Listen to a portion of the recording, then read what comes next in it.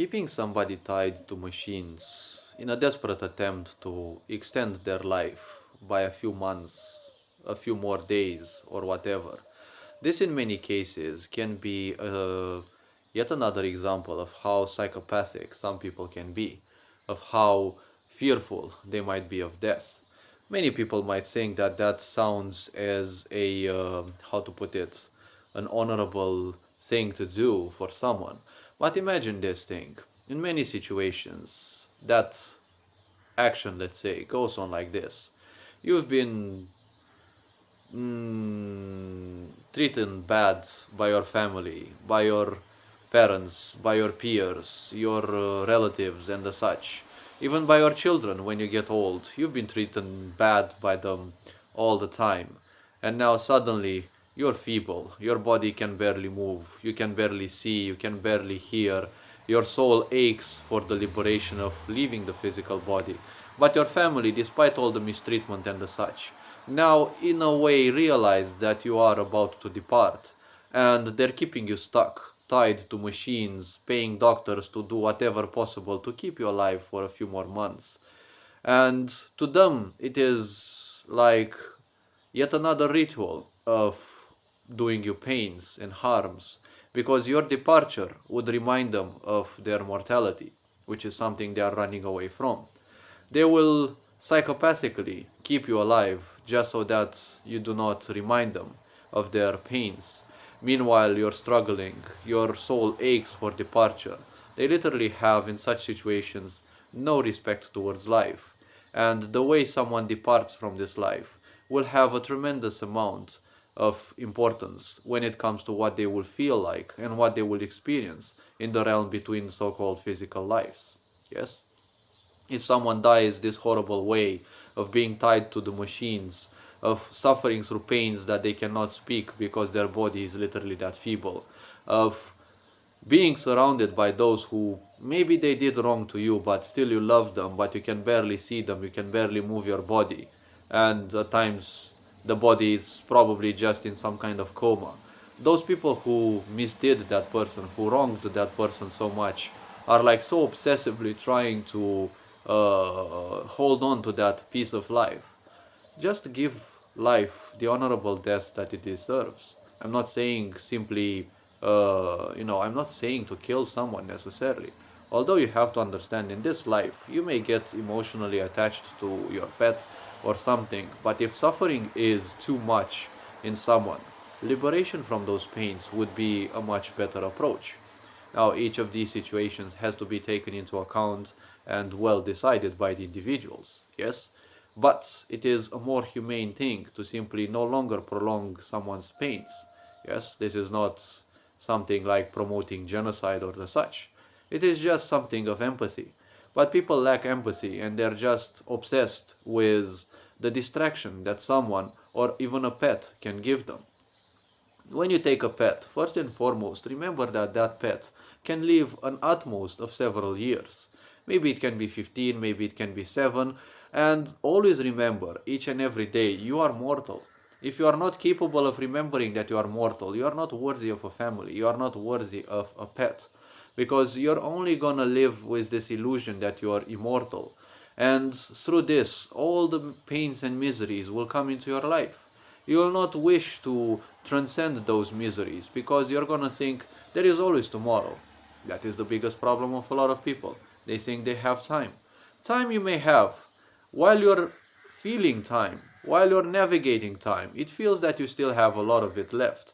But even if you're 90 years of age, you look behind, you're probably 5,000 years of age, you look behind, it all felt like a flash, right? So one has to always become or seek means of remembering their mortality.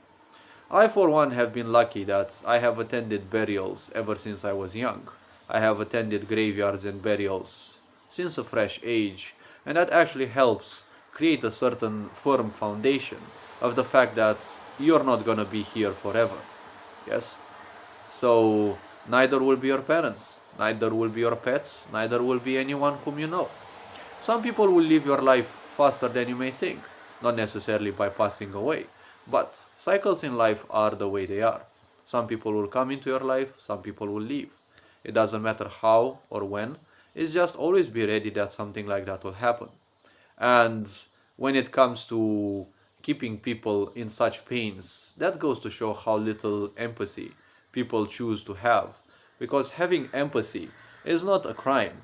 Having empathy is a great superpower. But like all superpowers, it comes with a lot of responsibilities. And most people are simply choosing not to become aware enough of those emotions, and because it is very comfortable to live in a numb way, to live in a way in which you simply barely exist. You're just like a slave of circumstances. Whatever happens, you're just gonna take it because you know you kind of know the script already. It's gonna hurt. You're gonna go over it. You're gonna repeat the cycle. It's much more comfortable to simply not assume any responsibility. These things will change as the years pass because as the awareness of the planet rises once more, and also in the whole universe, well, not universe, in this solar system, because of its own cycles, well, people will have to adjust to it. Whoever cannot adjust, you will see they will go even crazier, and then, well, they will do something stupid. And this is how life goes. There are ups and downs, there are cycles. But when life seeks to leave the physical body, do not simply do it more harm by keeping it there. You have to be sensitive enough to realize that, life has its own cycles. Each and every individual is capable of realizing that, their death will come. Yes? But unfortunately, a lot of people are capable of realizing this in movies with actors, yes, and the background music, rather than in reality. When they see that soldier or that important character who decides that they no longer can continue the journey and they will remain behind to buy the others more time. A lot of people can understand the drama behind this, but they fail to see it real life when it happens around them.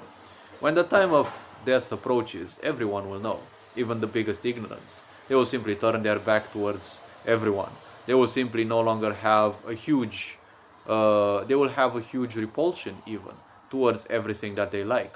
Because life knows that when the end of this physical body comes, it will seek ways to simply detach from everything that will cripple it in the, well, let's call it afterlife, in the period of time that there will be after this physical body.